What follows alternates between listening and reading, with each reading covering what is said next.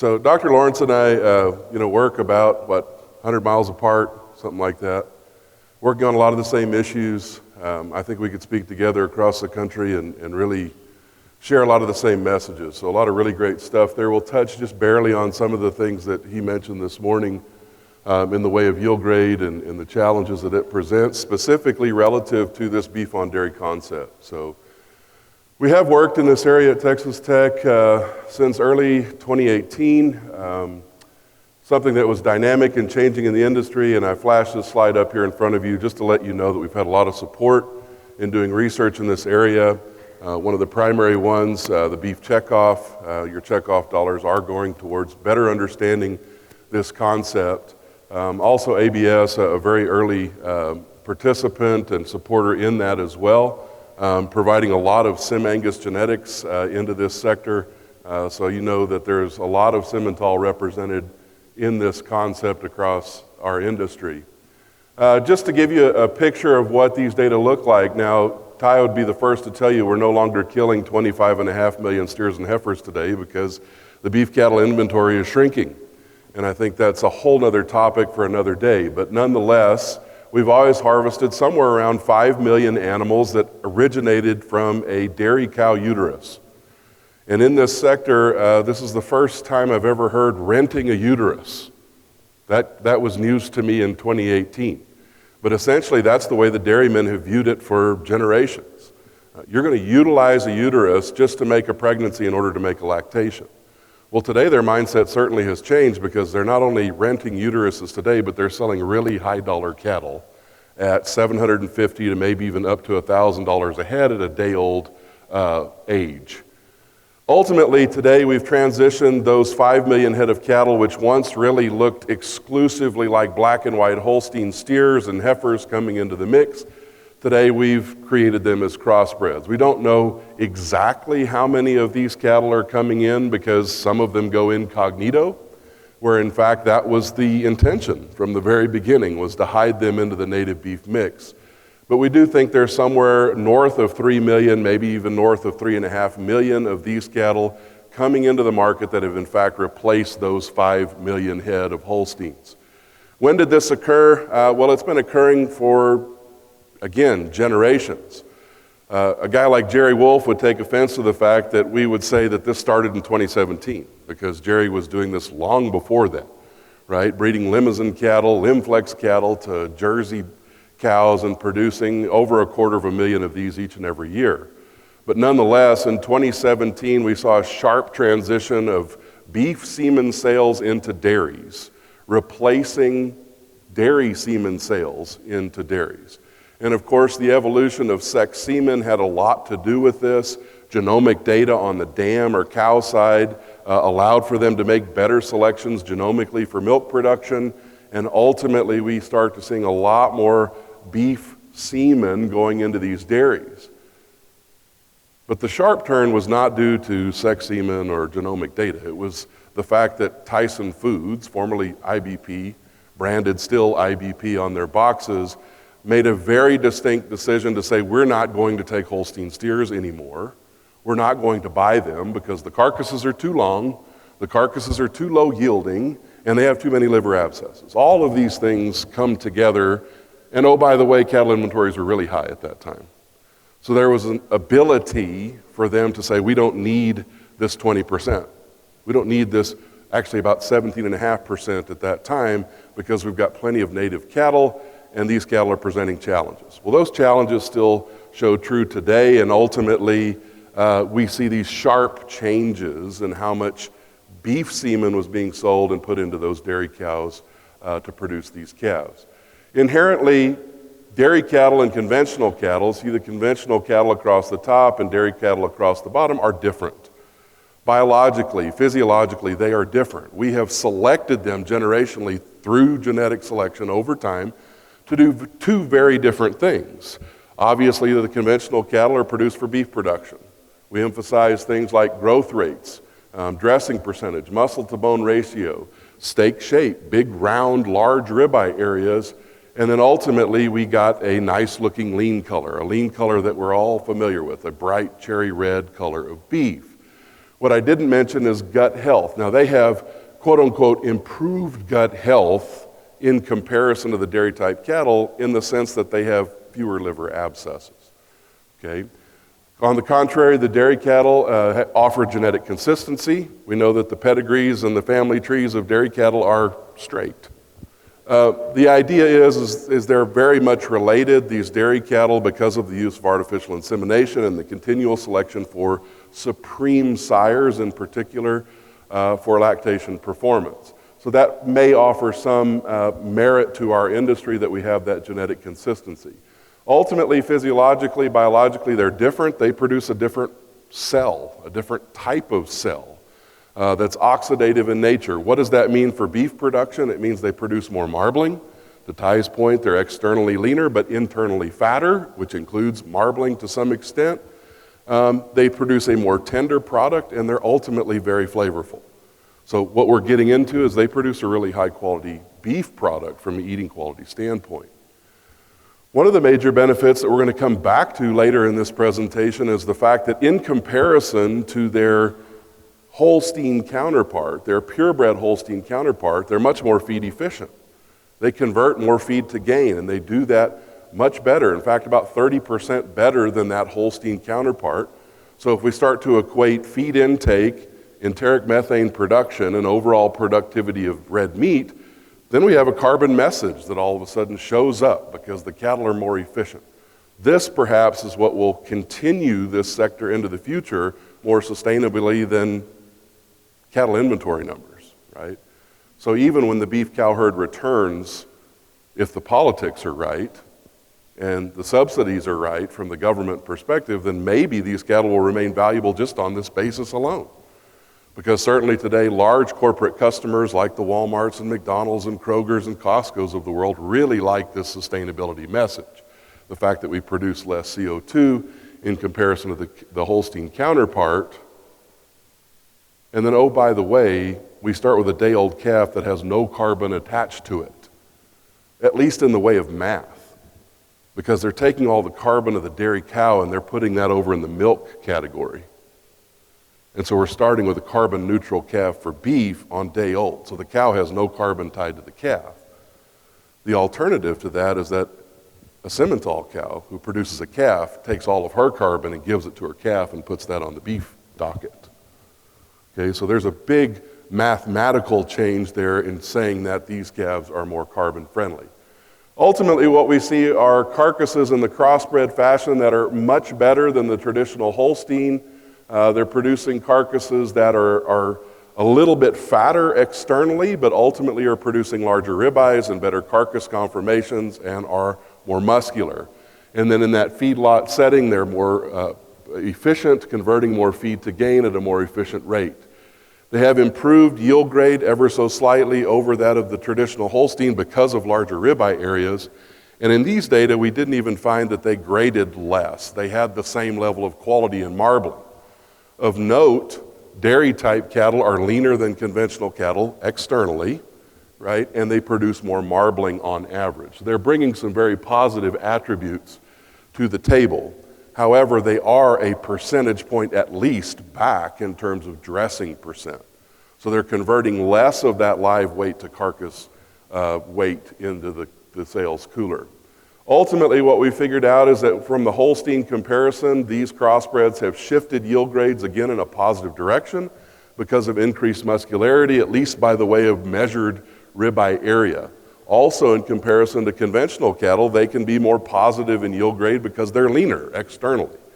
So these measured traits of yield grade make these cattle look better and even more valuable than conventional cattle and the traditional Holstein.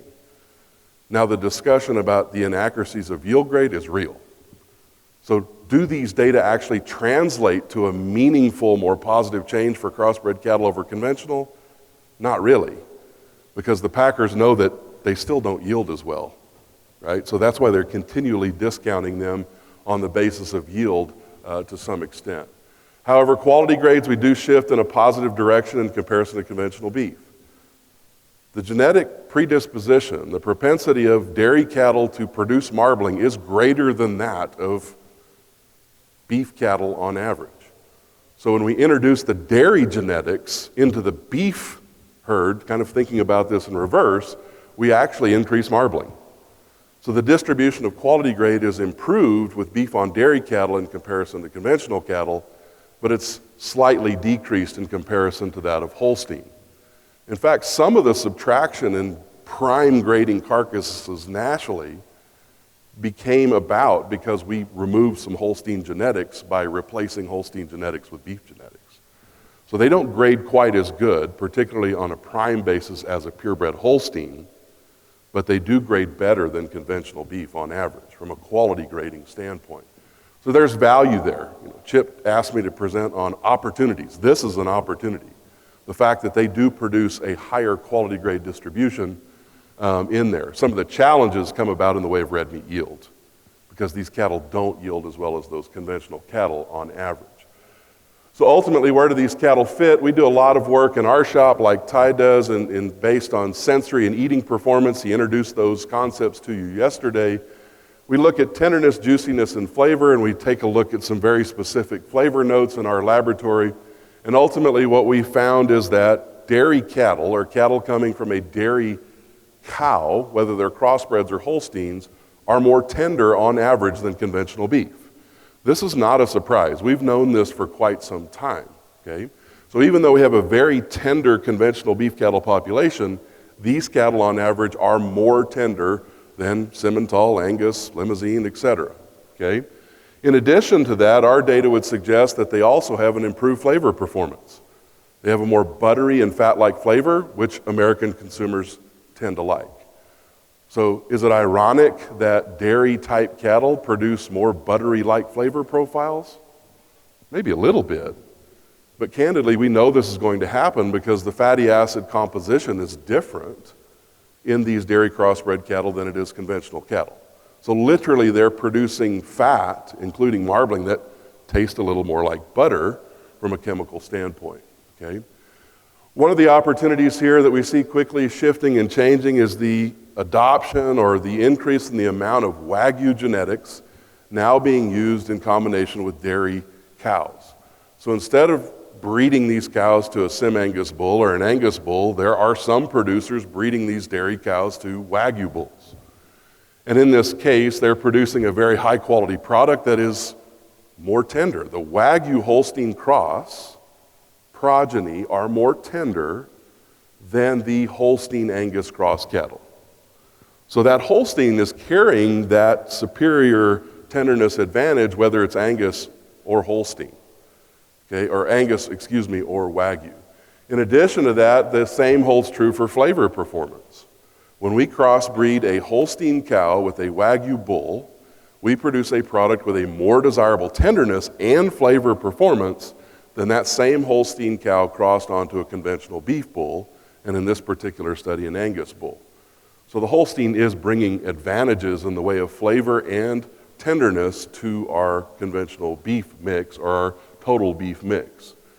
One of the biggest findings that we found in our beef on dairy research is that we have a dark colored product when it originates from a Holstein cow. In fact, for this reason, retailers really couldn't sell Holstein product next to conventional beef product.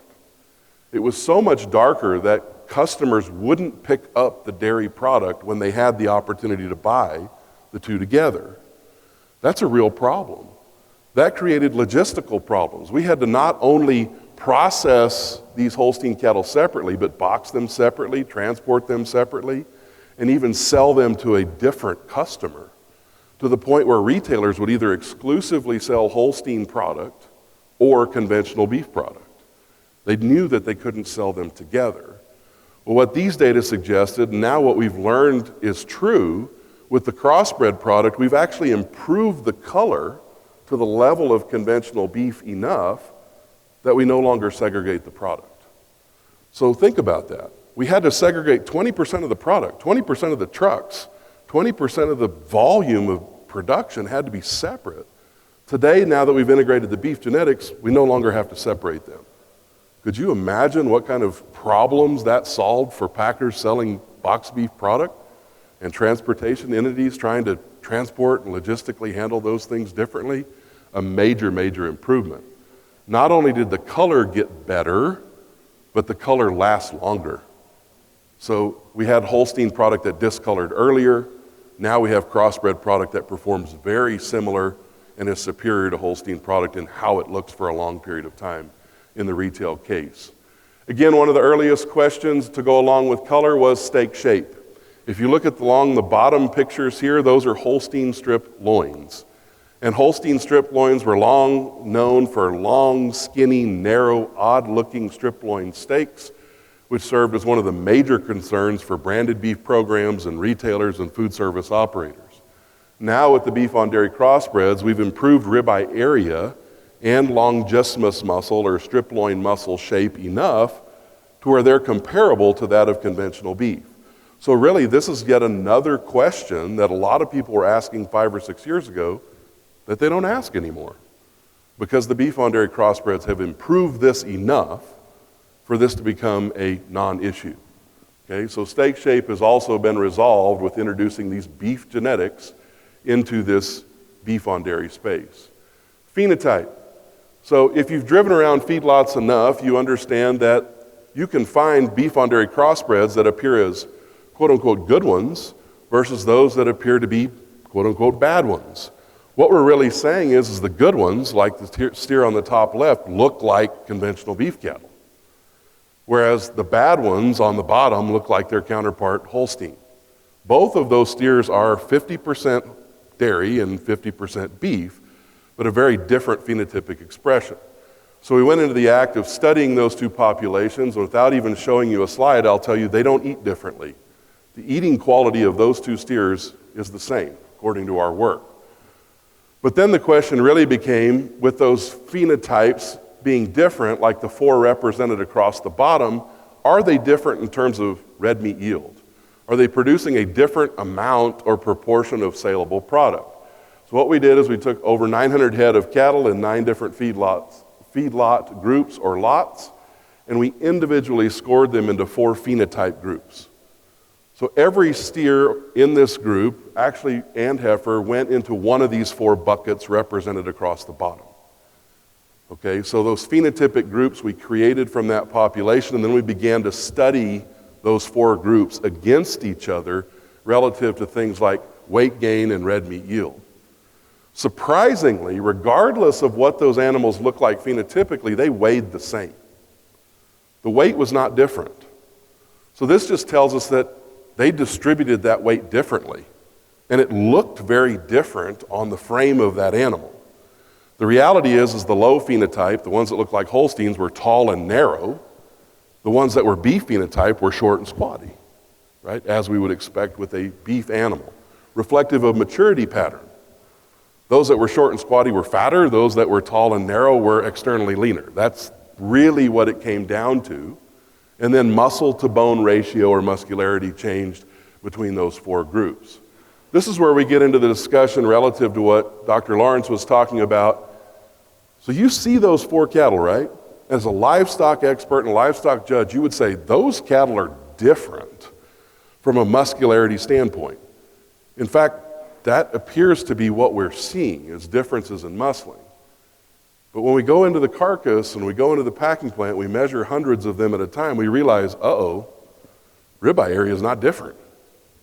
How is that possible? How do we have a range in phenotype that looks like what's on the left side of this screen, and we have an average ribeye area that's the same? Long story short, ribeye area sucks. Doesn't work. It's not an indicator of total carcass muscling. Dr. Lawrence has proven that. We've independently proven that, and collectively we say ribeye area sucks. Doesn't work, okay? So we have to come up with a new solution.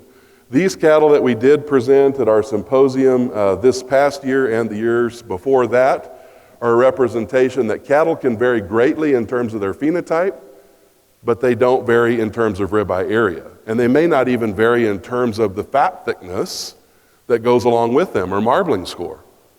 Okay, so we have a yield grading system that doesn't work to segregate these 2 cattle. Luckily, marbling score still works pretty good, right, to separate eating quality differences, and we'll stick with that for now. Okay, but yield, red meat yield, we do a comparison in the plant. Dr. Lawrence has done plenty of these as well, where we take those carcasses and we dissect them down into their primals, and we ultimately closely trim all of their retail cuts and keep piles of muscle, fat, and bone. We measure those things together in order to understand what red meat yield looks like. So again, we're comparing those 4 groups of phenotypes, but specifically in this study, we're comparing conventional cattle to the top 2 phenotype groups, to the bottom 2 phenotype groups that I showed you, and then Holsteins. So that's what this comparison is. It's a 4-way phenotype comparison or breed type comparison of conventional cattle, 2 crossbred phenotype groups, and 1 Holstein. Ultimately, what happens is the more closely phenotyped and breed type they are to Holstein, the more bone they have. Holstein cattle have more bone than conventional beef cattle proportionate to their carcass weight. There's no doubt about it. And this is the number 1 draw against their red meat yield, other than internal fatness, right, that Dr. Lawrence illustrated earlier. But when we start taking a look at that saleable product, that subprimal product, we quickly understand that the Holsteins are the low performer. They're producing the lowest subprimal yield. It's a purebred Holstein. The low phenotype that looks most like the Holstein is the second lowest performer. But then, we take a look at conventional beef on average and we compare that to the high phenotype beef on dairy crossbred, and all of a sudden the beef on dairy crossbred beats the conventional beef. What these data show is that if these cattle are good, if they're crossed up right, they're managed correctly, right, in the feedlot, and they're not overfed, they can, in fact, outperform conventional beef cattle. But if we take those 2 phenotype groups of crossbred and we put them back together, then they are underperforming relative to conventional beef. Conventional beef out-yields crossbred cattle, crossbred dairy cattle, I should say, on average. But the really good crossbred cattle can and do outperform on a red meat yield basis the average conventional cattle. Here's an opportunity, right? If you make them good, if you use the right terminal sires and you manage them correctly, they can in fact be very good to the point where they're beating the conventional mix. So this is just a little nugget to build on to what Dr. Lawrence was talking about a minute ago. You know, how do we correct this yield grade problem? How do we improve our ability to measure red meat yield? So instead of using ribeye area and fat thickness measurements taking at the 12th and 13th rib interface, our suggestion is that we begin to look at more whole carcass muscularity, more whole carcass conformation and composition. What you're seeing there is a 3-dimensional image, which is ultimately a tremendous amount, hundreds of thousands, maybe even millions of data points, broken down, and which allows for us to measure the shape of the carcass, the shape of the round, the shape of the chuck, and then ultimately take slices into that carcass to understand maybe how big the ribeye area is or how thick the body wall of that carcass is. What should you take away from this? You need to start building cattle that fit systems like this better, that have true muscularity in the round, that have true muscularity in the chuck, not single trait focusing on ribeye area. Because I agree with Ty, in 3 to 5 years, something like this will replace yield grade. It'll happen that quickly if we have our way. Okay, so we need to start phenotyping cattle. We need to start measuring conformation of cattle because a system like this is coming. It may not exactly be 3D, that's 94% accurate on red meat yield, not 40 or 26 or whatever the current ribeye yield grade system tells us, but it's actually accurate. We can get to a very high level of accuracy and correct these market signal problems. Or maybe we'll use CT scanning or the two together to figure out what the actual composition is. CT scanning is not only accurate at predicting composition red meat yield, it actually measures it. This is the same CT scanner you go through if in the event you had to have a CT scan or a CAT scan, right, in lay terms. The idea is it very effectively measures muscle, fat, and bone. We intend as an industry to utilize this technology at minimum to develop other technologies to measure composition and carcasses. Even more interesting than that, we can use those CT scans to create three-dimensional models of carcasses. So this is a CT scan. This is actually about 70 CT scans individual 6 millimeter slices stacked back together to build the hind shank or the hind quarter on the carcass. What you'll see here in a second is we can separate muscle, fat, and bone. The white that you see was where fat was. Okay, you can obviously see the bone and all of the lean and all of the muscle that goes with. And then ultimately we can stack back and build back in the fat layers back into those carcasses. This is cool stuff. It uses a lot of artificial intelligence, which might be a really scary word to society today, but the reality is it's just math. And we utilize these CT scans and math in order to build back the composition of animals, and we can very accurately measure that from these types of technologies, and this is what is coming. Why do we show you the round and the hind shank? Because this is the most predictive part of the entire carcass. It's where most of the variation exists, not in the ribeye area, but in the hindquarter and in the forequarter. So we've got to build hindquarter and forequarter muscling back into the beef herd, even if we're crossing it with a dairy cross scenario, right? Now, it took me a very long time to get to maybe the biggest issue in the beef on dairy crossbreds, which is liver abscesses.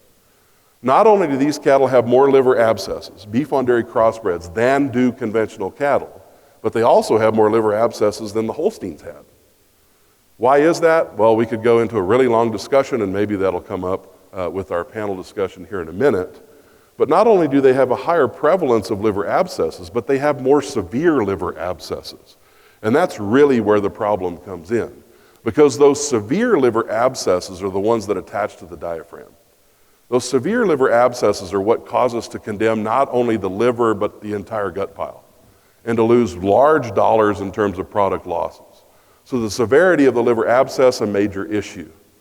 Okay, these data are some of Dr. Lawrence's data that his team has published indicating the expected rates of liver abscess. He has beef steers in there at 18%, beef heifers in there at 19%, historically or in this very large trial, Holsteins at about a 25% rate, and in the data that we've recently captured in beef on dairy crossbred heifers, about 36%. Now this is a mild case because the packers will tell you that crossbreds are still 50% or more abscessed. The problem with that is 25% of that 50% is severely abscessed, to the point where we not only see liver abscess, but we also see other offal and product condemnations like the gut pile. And what we're beginning to see more and more relationship between is the lung being compromised in addition to that liver being compromised. So we really begin to question the relationship between lungs and livers and understand that these animals that have liver abscesses, and severe ones in particular, also had lung issues earlier in their life or at that point in time in their life. So this becomes an animal health discussion. In animal health, more and more related as we look at data to the liver abscess condition. So what we see here is BRD treatment, number of BRD treatment associated with higher levels of liver abscess condemnations and severities in all of our data. So is BRD linked to the liver abscess condition? Well, we don't know cause and effect, but there's certainly some association there. Okay? And Ty, I see him shaking his head in the back. We see a lot of lungs that are consolidated, a lot of lungs with lesions that have liver abscess. So are those two things related? We're certainly beginning to think so, and we're looking more closely at it. One thing's for certain, the liver abscess is an infection. The liver abscess solicits an immune response.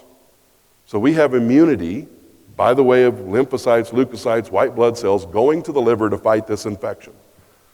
We see drops in the circulatory system of these white blood cells in particular, so they're localizing in the liver to fight that infection. The problem is when we have the liver infection, we're pulling all of that immune response out of the circulatory system, maybe making them more susceptible to a lung infection, right? Or maybe the lung infection sucking the immunity out of the circulatory system makes the animal more likely to have the liver abscess. Either way, it's a tug of war over immunity in the animal.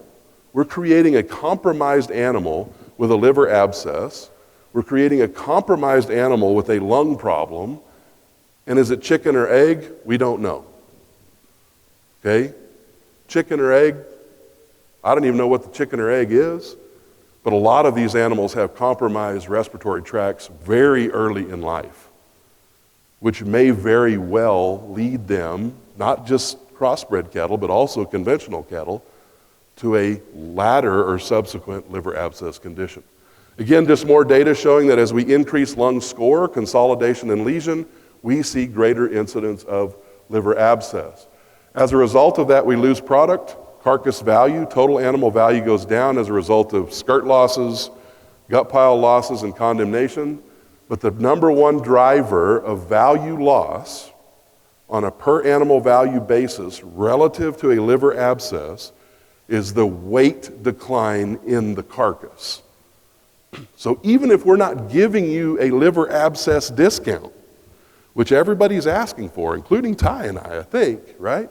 We should discount liver abscess condition. Even though you're not getting that industry-wide, you're still losing money.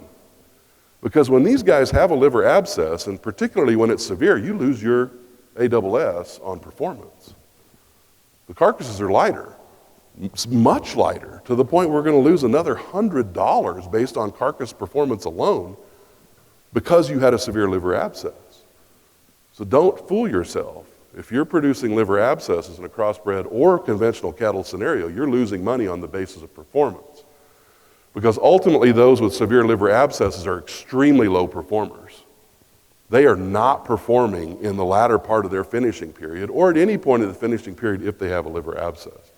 The cattle are not well. We have compromised, we have infected the metabolic organ. That is the liver. The liver is what converts energy in the animal to gain. So if you're going to subtract capacity of that liver by putting an infection in it, you're not going to gain as well. That's logic. That's common sense. Okay, so when we create these liver abscesses, it's a major issue. This is my summarizing slide. Okay, I have no idea where I'm at on time. But nonetheless, crossbreds, right, reeling you back in here, ultimately are an improvement over Holsteins in terms of feed efficiency and growth development in the feedlot. There's even an environmental message that goes with that as a result of carbon reduction. They have improved quality grades, and they even improved yield grades. Even though yield grade doesn't work, right? We have improved that, so on a grid basis, they seem to be more valuable. The one true finding that we have that's consistent over time is they produce a really high quality product. And introducing these crossbreds into the market in replacement of Holsteins certainly didn't compromise eating quality. When this product goes into certified Angus beef, when this product goes into a conventional choice box or a prime box, it performs really well. In fact, our data shows that it performs better than conventional product. So it's certainly not going to hurt beef demand once this product gets into the box, okay? Consistency is there. We talked about linear pedigrees. Certainly we can get consistency. This is 100%, the dairy industry, 100% artificial insemination scenario. How many of you use 100% AI on your farm? No. Well, one guy, 100%. You don't own a single bull, huh? Right? So the whole industry, right, in the beef cattle industry, maybe 5% adoption in AI, but the dairy industry, 100% adoption AI. So the genetic progress and advancements in that industry at a pretty good advantage. So the idea is we can really change genetics fast. One thing we didn't talk about is traceability. This is kind of the elephant in the room. The idea that these animals are individually electronically identified means that they're traceable throughout the system. Not only are they traceable physically, but we can tell you who their mom is, who their dad probably was, what dairy farm they came from, and consumers say they like that. They say they like it. We don't know that they actually pay for it yet, but they say they like it. So lots and lots of opportunity here, but the big black eye today, liver abscesses. Another black eye leading forward, red meat yield issues. But until we fix the way that we measure red meat yield, that may remain a moot point, right, in terms of valuing these animals. That's all I've got for you. We'll save the questions to the panel, but appreciate your time.